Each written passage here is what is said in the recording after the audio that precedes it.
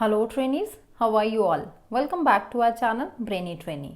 मैं हूं संदीप और आज के इस वीडियो में ये केस स्टडी क्वेश्चन नंबर हम 18 करेंगे। ये है सैम्पल क्वेश्चन पेपर स्टैंडर्ड का जो मैंने सीबीएसई की वेबसाइट से लिया है और इसके पीडीएफ का लिंक भी आपको डिस्क्रिप्शन बॉक्स में मिल जाएगा। 17th केस स्टडी क्वेश्चन मैं अपनी प्रीवियस वीडियो में करवा चुकी हूँ। अगर अभी तक आपने नहीं देखा उस वीडियो को तो देख लें, उसका लिंक भी आपको डिस्क्रिप्शन बॉक्स में मिल जाएगा। बेसिक जो सैम्पल क्वेश्चन पेपर है उसके भी केस स्टडी के 2 क्वेश्चंस मैं करवा चुकी हूँ अपने एक वीडियो में, तो उसका लिंक भी मैं डिस्क्रिप्शन बॉक्स में दे दूँगी, आप उस वीडियो को भी ज़रूर देख लें। तो ये केस स्टडी बेस्ड क्वेश्चंस है, ये स्टैंडर्ड और बेसिक दोनों के लिए हैं। तो मैं यही आपको कहूँगी कि आप बेसिक वाले भी इस क्वेश्चंस को देखें और स्टैंडर्ड वाले भी देखें कि इन्हें कैसे सॉल्व करना है। तो आज हम करेंगे क्वेश्चन नंबर 18। तो let's get started to train our brain.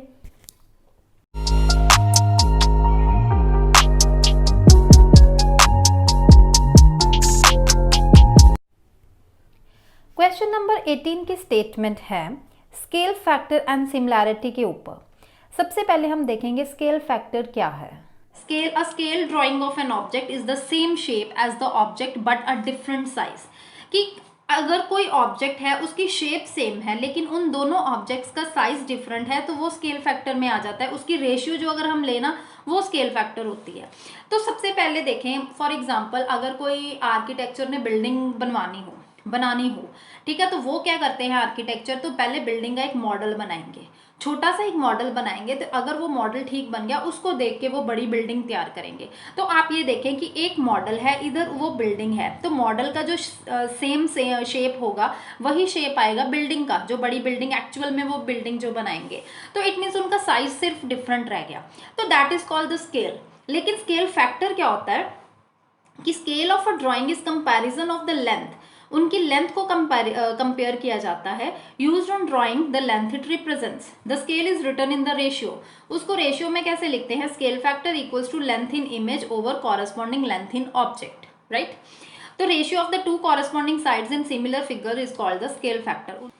अब नेक्स्ट आगे लिखा है if one shape can become another using resizing, अगर उसको रीसाइज करना है तो शेप्स तब भी सिमिलर ही होंगी। तो एक तो आ गया रीसाइजिंग पे शेप सिमिलर आएंगी। उसके बाद नेक्स्ट आगे देखें तो रोटेशन और टर्न पे भी शेप सिमिलर होंगी, रिफ्लेक्शन फ्लिप पे भी सिमिलर, ट्रांसलेशन और स्लाइड पे भी सिमिलर होंगी। तो हेंस हम कह सकते हैं कि 2 शेप सिमिलर तब होंगी जब one can become the after resize flip slide और टर्न। अब चलते हैं फर्स्ट क्वेश्चन पे। उन्होंने model of a boat is made on the scale of 1:4। Model of the boat, उसका स्केल फैक्टर आपको गिवन है। स्केल फैक्टर का फॉर्मूला क्या था कि अब एक बात की गई है, ये देखें आप नीचे, ये है मॉडल, राइट, और ये है एक्चुअल बोट। इसको देख के ये बोट बनाई गई है। तो अगर इसका स्केल फैक्टर 1:4 गिवन है, इट मीन्स कि मॉडल ऑफ अ बोट है और जो एक्चुअल बोट है उसका स्केल फैक्टर हमें 1:4 गिवन है। आगे उन्होंने कहा कि मॉडल की जो लेंथ है वो 120 सेंटीमीटर है। Full size of the boat, अब ये फुल साइज है जो बोट की, इसकी विड्थ हमें दी गई है 60 सेंटीमीटर। हमें विड्थ किसकी फाइंड करनी है, मॉडल की। इट मीन्स कि आपको यहाँ पे लेंथ की तो बात ही नहीं की गई, लेंथ का हमें कुछ नहीं निकालना। इट मीन्स ये लाइन यूजलेस है, इसको तो हम देखेंगे भी नहीं। तो हम देखेंगे एक तो ये स्केल फैक्टर, दूसरा हम देखेंगे कि इसकी विड्थ गिवन है और इसकी विड्थ हमें निकालनी है। तो अगर हम देखें ये मॉडल ऑफ अ बोट ये है 1/4 इक्वल्स टू, अब ये 1 क्या है, मॉडल ऑफ द बोट पे, तो ऊपर क्या आएगा, विड्थ ऑफ द मॉडल। तो विड्थ ऑफ द मॉडल हमें निकालना, उसको हमने एक्स लेट कर लिया। उसके बाद अगर हम देखें तो यहाँ पे आगे क्या आ जाता है, width of the full size boat, वो हमें गिवन है 60, तो यहाँ आ गया 60। क्रॉस मल्टीप्लीकेशन होगी तो क्या आ गया, 4x इक्वल्स टू 60, तो x इक्वल्स टू 60/4, कटिंग करेंगे तो आपके पास आ जाएगा 15 आंसर। तो it means third option is the answer. Next question पे चलें। What will affect the similarity of any 2 polygons, they will flipped horizontally, नहीं इफेक्ट करती। They are dilated by the scale factor, ये भी नहीं। दे आर ट्रांसलेटेड डाउन, ये भी नहीं। They are not the mirror image, अगर मिरर इमेज होनी चाहिए, जरूर होनी चाहिए, यहाँ पे नॉट द मिरर इमेज का ये इफेक्ट करेगी। इट मीन्स कि अगर नॉट मिरर इमेज नहीं होगी तो वो सिमिलैरिटी पे इफेक्ट करेगी, right. Next third, if two triangle similar triangles have the scale factor a ratio b, अगर दो सिमिलर ट्राइंगल्स हैं उनका scale factor a ratio given है, ए रेशियो बी गिवन है, तो कौन सी स्टेटमेंट इनमें से ट्रू है? रेशियो पैरामीटर्स नहीं, वो भी ए रेशियो बी ही होंगे, इन्होंने 3 ए रेशियो बी कहा है। ऑल्टीट्यूड्स हैव अ रेशियो, ये बिल्कुल ठीक है, क्योंकि ऑल्टीट्यूड्स का भी सेम रेशियो होगा जो स्केल फैक्टर होगा, पैरामीटर्स का भी सेम होगा, मीडियंस का भी सेम होगा, तो इट मीन्स कि second option is the answer. Next पे चले तो shadow of a stick 5 metre long, shadow of the stick 5 metre long, 5 metre long क्या है? Length of the stick. तो ये है स्टिक आपके पास, ये है स्टिक और ये है ट्री, ठीक है। तो ये उन्होंने कहा ये जितनी लंबी, ये कितनी लंबी है? 5 मीटर, और शेडो उसकी क्या है? 2 मीटर, ये शेडो है उसकी। उसके बाद उन्होंने कहा है at the same time the shadow of a tree 12.5 metre high, 12.5 metre high means की हाइट ऑफ द ट्री आपको 12.5 मीटर गिवन है, और उसकी shadow of the tree is mean question mark, is के आगे कुछ नहीं है, it means question mark, it means अगर हम उसकी shadow of tree let x कर लें तो हमें ये वैल्यू फाइंड करनी है। अब देखें आप, ये दोनों ट्राइंगल सिमिलर हैं, the 2 triangles are similar, then the corresponding sides are in proportion. तो वो क्या आ जाएगा हमारे पास? 12.5/5 इक्वल्स टू x ओवर 2। तो क्रॉस मल्टीप्लाई किया तो 5x equals to 2 multiply by 12.5, इसका पॉइंट हटाया, नीचे आ गया 10, और ये भी 5 हम इस साइड पे ले गए नीचे। कटिंग जब करेंगे तो क्या आएगा? 2 1 जा, 2 5 जा, 5 1 जा 25, 5 1 जा 25, तो आंसर क्या आ गया? 5। Fourth option is the answer. Below you see the students mathematically model a farmhouse roof with measurement attic floor ABCD in the model। वो आपको स्क्वायर शेप में गिवन है। उसके बाद ये कुछ नहीं पढ़ने की ज़रूरत, आगे फिगर में ही हम चलते हैं।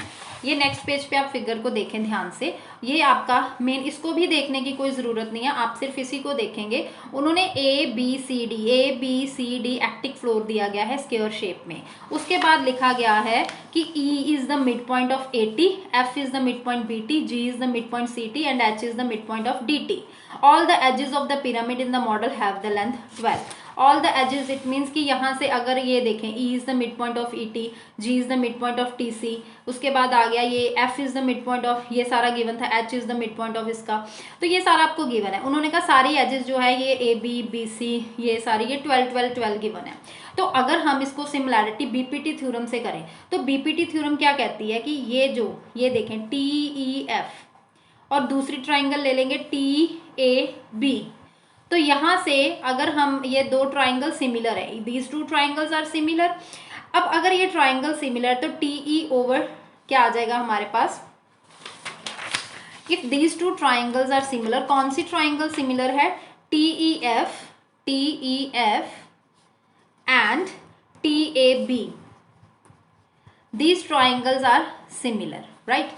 अब हम क्या करेंगे, अगर सिमिलर है तो इनकी कॉरस्पॉन्डिंग साइड्स क्या होंगी? प्रोपोर्शन में। It mean TE over TA आ गया, TE ओवर TA, उसके बाद TF over TB, TF over TB। Next अगर हम देखें तो क्या आ गया? EF over AB, EF over AB। अब देखें हमें गिवन है कि E is the mid point of AT, तो इट मीन्स ET, अगर हम ET निकालें तो ये हाफ ऑफ द AT आ गया। हाफ, अगर ये पूरी हमारे पास 12 है तो हाफ क्या हो गया उसके? 6, तो ET क्या आ गया हमारे पास? हाफ ऑफ AT, तो वो क्या आ गया? Half into 12 that is 6। तो यहाँ पे क्या आ गया? 6 ओवर 12, ये भी आ गया 6 ओवर 12। तो यहाँ पे EF हमें फाइंड करना है, क्योंकि लिखा हुआ है what is the length of EF हमें फाइंड करना है। तो AB हमें क्या गिवन है? 12। तो अगर हम इसकी क्रॉस मल्टीप्लीकेशन करें, ये 12 12 कैंसिल, तो EF डायरेक्ट हमारे पास क्या आ रहा है? 6। एक तो इसका था BPT थ्योरम के साथ, BPT थ्योरम लगाई तो इसको हम इसका रिजल्ट निकाल लिया। एक आपने 9th स्टैंडर्ड में किया था मिड पॉइंट थ्योरम, अगर आपको याद हो mid point theorem. Mid point theorem क्या कहती है कि अगर एक मिड पॉइंट हो, जैसे ये आपकी ट्राइंगल है, ये मिड पॉइंट है, ये मिड पॉइंट है, इसकी जो थर्ड साइड है वो इसकी पैरेलल और हाफ होती है। तो यहाँ पे आपको फिगर में अगर देखा जाए तो अगर हम ये टी ए बी ट्राइंगल है, E is the mid point of this, F is the mid point this, it mean E F is the parallel of A B and E F is half of A B. तो direct हम यहाँ से कर सकते हैं E F is the half of A B, it means E F equals to half of A B. A B अब आपको क्या गिवन है 12, तो कटिंग करके वो भी क्या आ गया 6। तो इट मीन्स दोनों आप चाहे बीपीटी थ्योरम लगाएं चाहे आप मिड पॉइंट थ्योरम लगाएं, दोनों में रिजल्ट सेम आएगा 6 मीटर, राइट। तो यहाँ पे 18 के 5 के 5 पार्ट्स फिनिश होते हैं। तो नेक्स्ट क्वेश्चन है 9 केस स्टडी बेस्ड 3। तो ये हम नेक्स्ट वीडियो में करेंगे। तो अगर चैनल को सब्सक्राइब नहीं किया तो चैनल को सब्सक्राइब कर लीजिए, और अगर ये क्वेश्चन समझ में आ गया है, आपको अच्छी लगी है ये वीडियो, तो वीडियो को लाइक ज़रूर कीजिए, और सबसे अच्छा काम कीजिए अपने फ्रेंड्स को ये वीडियो ज़रूर शेयर कीजिए ताकि वो भी इन क्वेश्चंस को समझ सकें। मिलते हैं अपनी नेक्स्ट वीडियो में और नए इंपॉर्टेंट क्वेश्चंस के साथ। तब तक के लिए बाय एंड टेक केयर।